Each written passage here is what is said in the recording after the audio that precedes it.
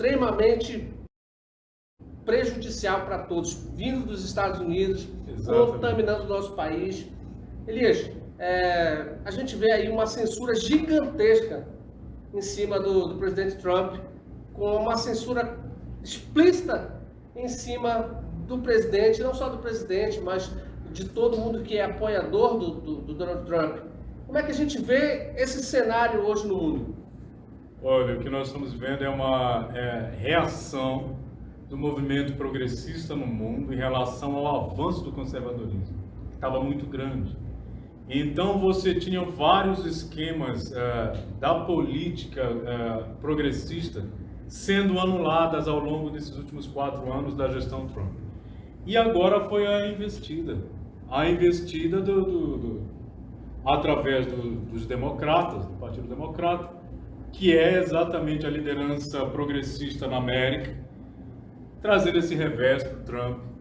As questões são muito intrincadas, a prova de fraude, entre outras questões menores que já levaram à judicialização, inclusive, do caso na América.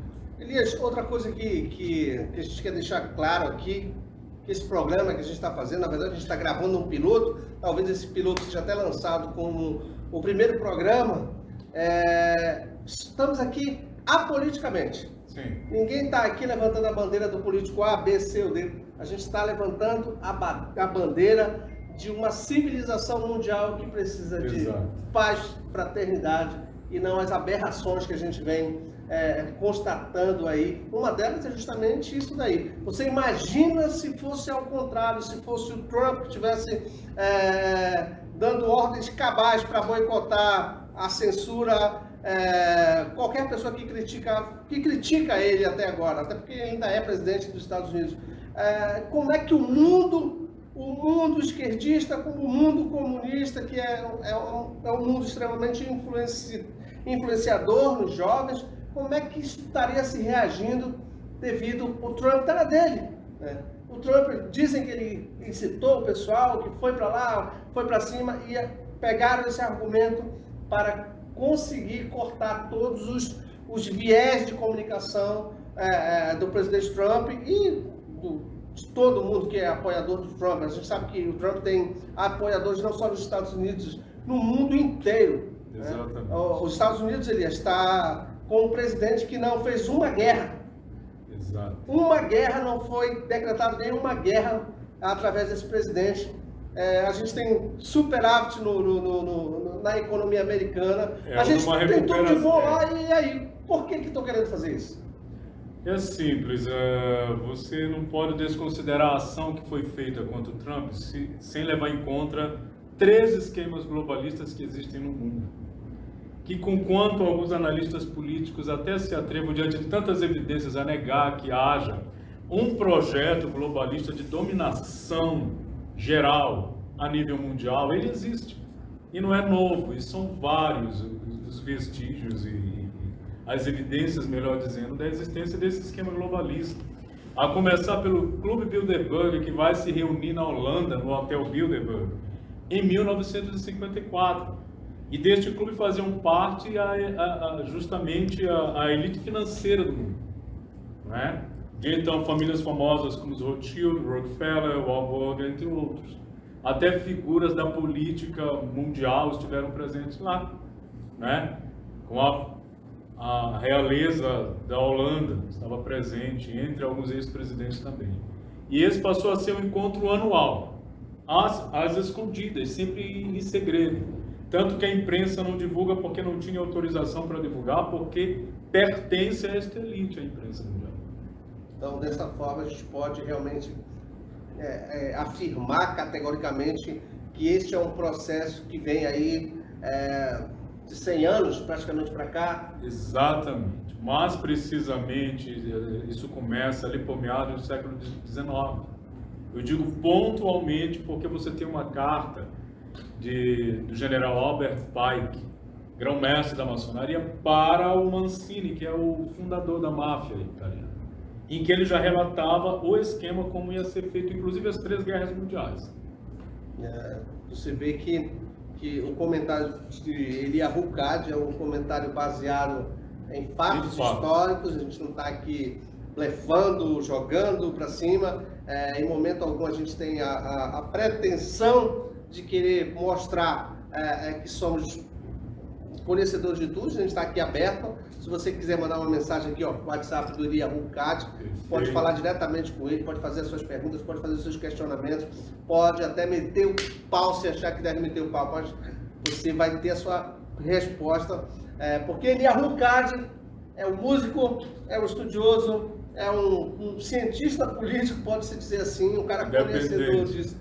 Então, esse é o primeiro pilotinho, o primeiro programa que a gente está fazendo. E muita coisa vai vir aí. Toda semana vamos soltar um vídeo falando de alguma coisa que seja interessante, principalmente hoje pro espectador que ainda está no YouTube, que ainda está no Google, que ainda está no Facebook, mas logo essa mudança generalizada de acesso à internet será pelo outro lado. A gente acha que será o lado do bem. Não é isso, Lício? Eu tenho certeza que sim, até porque politicamente o povo a nível mundial acordou. Né? Existiu um período ali entre a meados da década de 80 e 90, por ali, que o povo teve meio à deriva com relação às movimentações políticas no mundo. Mas esses paradigmas foram sendo quebrados ao longo da década de 2000 e na convergência para a segunda década do período 2000, da década de 2000, você vê o povo mais aceso, mais em cima da questão, mais acordado, melhor dizendo. Melhor pondo, mais acordado. Né? Mais inteirado. É aí que você começa a ver as movimentações aqui no Brasil, com uma manifestação de 2015, que vai resultar no impeachment da Dilma. Por aí você vai vendo que muita coisa vai levantando a poeira. Exato. E a gente vai começando a entender muitas coisas. E outra coisa, eles vão partir diretamente hoje para a presidência da República no Brasil.